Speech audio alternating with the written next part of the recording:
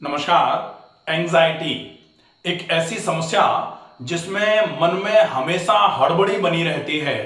अगर इस समस्या का निदान, इस समस्या का इलाज अभी नहीं किया तो फिर आगे आपको पछताना भी पड़ सकता है। एग्जैक्ट सॉल्यूशंस फॉर एंजाइटी क्या हो सकते हैं? एग्जैक्ट सॉल्यूशन एंजाइटी के लिए। एंजाइटी क्या है? एंजाइटी होने के कारण क्या क्या हैं? एंजाइटी में क्या क्या लक्षण आते हैं?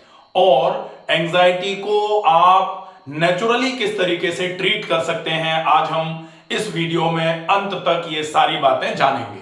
वीडियो में अंत तक जरूर बने रहें। अगर आप चैनल पर नए हैं तो प्लीज इस चैनल को सब्सक्राइब जरूर कर लीजिए। एंजाइटी जिसमें सामान्य तौर पर कहा जाता है कि हड़बड़ी हमेशा रहती है, आपको गुस्सा लगातार बढ़ता जा रहा है और अगर कोई भी चीज समय पर नहीं हो पाई तो बेचैनी, घबराहट होना चालू हो जाती है। एंजाइटी अगर ये धीरे धीरे करके बढ़ने पर आई तो सामान्य तौर पर एंजाइटी शुरू हमेशा छोटे छोटे सिम्टम्स से होती है, लेकिन जब ये बढ़ती है तो बढ़ते बढ़ते शारीरिक रूप से भी ये शरीर में अपने लक्षण पैदा करना चालू कर देती है। आपको पल्पिटेशन फील होगा, पल्पिटेशन के साथ आपको हैवीनेस लगेगा, भारी भारी लगेगा पूरे शरीर में। आपको ऐसा लगेगा जैसे अंदर से कुछ हड़बड़ी सी हो रही है, अंदर से तनाव इतना ज्यादा बढ़ जाएगा कि बाहर तनाव गुस्से के रूप में निकलना चालू हो जाएगा। पल पल पर आपको गुस्सा आएगा, चिड़चिड़ापन बढ़ता चला जाएगा। अगर आपसे कोई आपके भले की बात भी कह रहा होगा, ऐसे समय में भी आपको ऐसा लगेगा कि आपको कुछ सुनने की आवश्यकता ही नहीं है, आप सुनना ही नहीं चाहते कुछ। ये जो सिम्टम्स हैं, ऐसे सिम्टम्स जो हैं एंड होते हैं जाकर के एक अज्ञात भय में। भय हमेशा बना रहना चालू हो जाता है कि ये क्या कर दिया हमने, कैसे होगा ये जो भय है ये आना चालू हो जाता है। इसमें अगर ये सिम्टम्स बहुत सीवियर होना चालू हुए तब ये स्थिति बहुत ज्यादा खतरनाक भी हो सकती है। और जब ये स्थिति एंजाइटी की खतरनाक होती है तब ये आपकी पर्सनल लाइफ पर, प्रोफेशनल लाइफ पर भी बहुत बुरे असर डालना चालू कर देती है। और इससे आपका जो हैप्पीनेस का लेवल है, जो आपका खुशी का स्तर है, वो डेफिनेटली धीरे धीरे करके खराब होना चालू हो जाता है। तो आपका पर्सनल जो रिलेशंस है आपके, वो खराब होना चालू हो जाते हैं, आपके प्रोफेशनल रिलेशंस खराब होना चालू हो जाते हैं और आपके हैप्पीनेस, आपका मन कभी भी बहुत ज्यादा खुशी महसूस नहीं करेगा, खुश नहीं रहेगा। हर समय आपको आज एक चीज पूरी हो गई तो कल किसी दूसरी चीज के लिए आपका मूड ऑफ हो जाएगा, कल भी पूरी हो जाएगी तो परसों किसी तीसरी चीज के लिए आपका मूड ऑफ होने लग जाएगा। अगर ऐसा आपके साथ होने लग गया है तो ये पूरा वीडियो आपके लिए ही है। प्लीज वीडियो को अंत तक जरूर देखते रहें। अब हम देखेंगे इस एंजाइटी के लक्षण, क्या कारण सबसे पहले क्या होते हैं। तो सामान्य तौर पर एंजाइटी को हम सामान्य भाषा में यह भी कह सकते हैं कि सहन शक्ति की कमी, सहनशीलता जो है ना, वो एंजाइटी जब बढ़ती है तो सहन शक्ति घटती चली जाती है। या यूं कहें कि सहन शक्ति का घटना ही एंजाइटी का बढ़ना माना जाए। अब सहन शक्ति क्यों घटती जा रही है? क्योंकि सहने की आवश्यकता ही नहीं पड़ रही कभी। आप घर में जब छोटे होते हैं तब बच्चे जो ऐसे आज घर में हैं, छोटे बच्चे ने कुछ कहा और उनका कहा तुरंत ही पूरा हो गया। अगर उनको कुछ चाहिए तो वो तुरंत ही आ गया। अगर उन्होंने कुछ बोला, खाने के लिए बोला तो हो गया, खेलने के लिए बोला तो हो गया, कुछ और डिमांड्स उनकी हैं तो वो पूरी होती रहती हैं। जब कभी ऐसा समय ही नहीं आए कि उनको ना सुनना पड़े। और ऐसे समय में जब कभी उनके साथ ऐसा हो जाता है कि जो उनके एक्सपेक्टेशंस थे, जो उनकी इच्छाएं, अपेक्षाएं थी, जो वो चाहते थे, जब वो नहीं हो पाता तब फिर उनको तुरंत प्रभाव से, क्योंकि उनको तुरंत प्रभाव से ही सब कुछ मिलता रहा है जिनको, उन्हीं को एंजाइटी ज्यादा होती है। अब हम देखें सबसे बड़ा कारण एंजाइटी का जो होता है वो निश्चित ही हाथों पर, जैसे आपने जो पहला कारण जो आपने कहा वो मिल गया।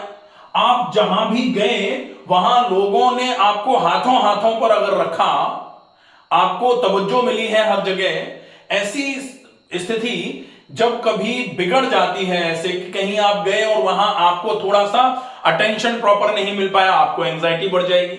इसका मतलब तो सीधा सीधा यही हो गया कि आपके खुशी और आपके दुखी होने का रिमोट डेफिनेटली आपने दूसरे लोगों को दे दिया है। तभी आपका मन जो है एंग्जियस होना चालू हो जाता है।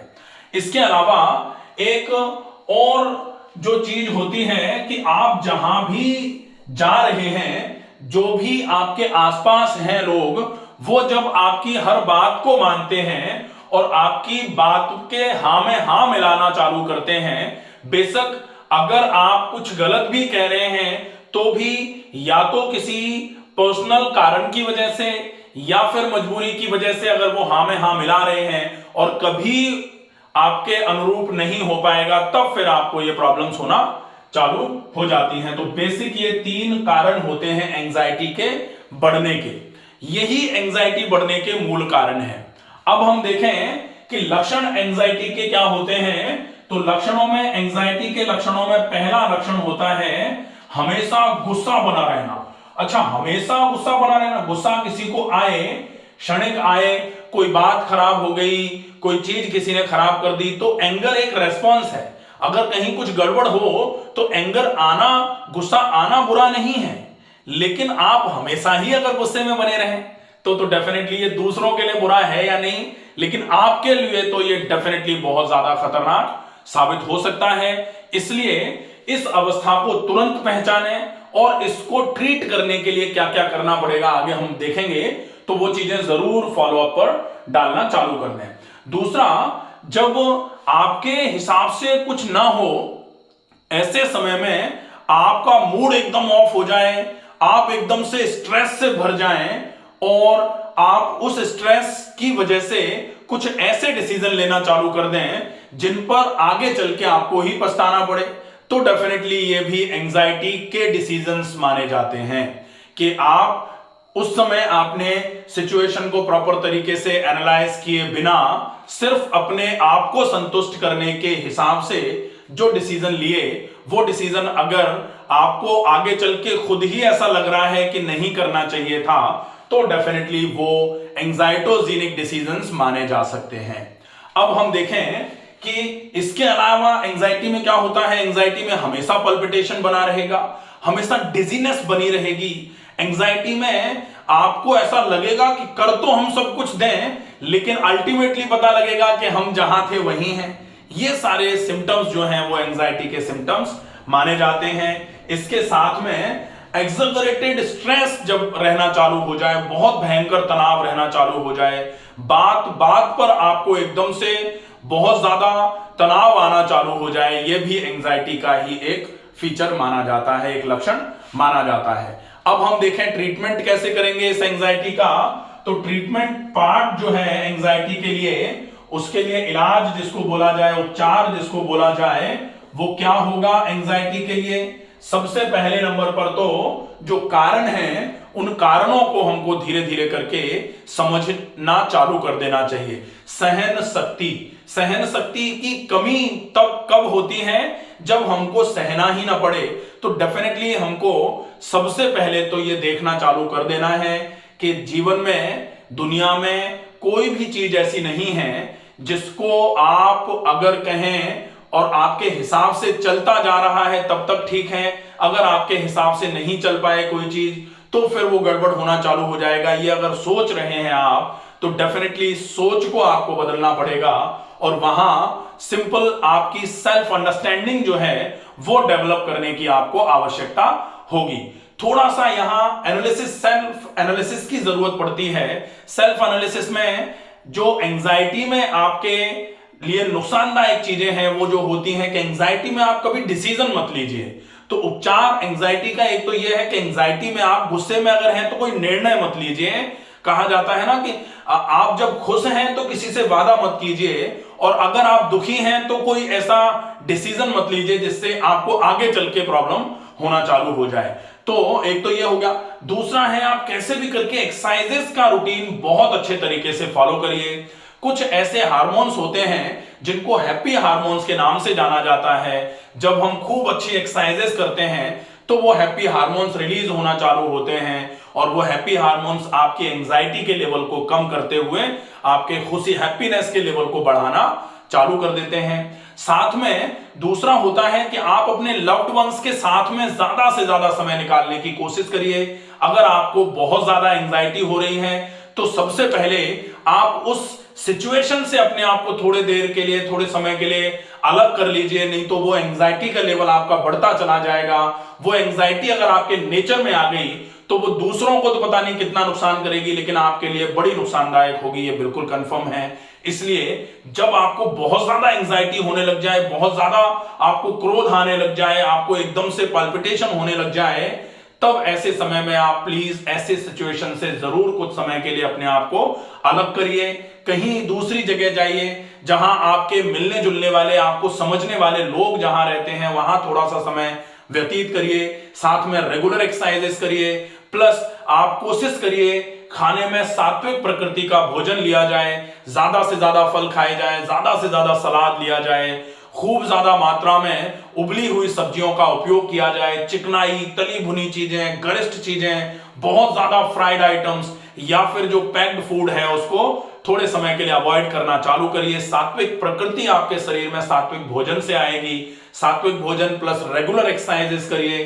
साथ में प्राणायाम में भ्रामरी प्राणायाम बहुत इफेक्टिव प्राणायाम होता है, जिसमें आप अपने कानों से अंगूठों से कानों को बंद कर लेते हैं, उंगलियों से आंखों को बंद कर लेते हैं, फिर आप लंबी गहरी श्वास भर के भौरे के समान आवाज निकालते हुए श्वास को छोड़ते हैं। यह प्राणायाम सेरोटोनिन रिलीज करने के लिए, हैप्पी हार्मोन रिलीज करने के लिए बहुत इफेक्टिव माना जाता है। तो यह आपके लिए बहुत उपयोगी प्राणायाम है।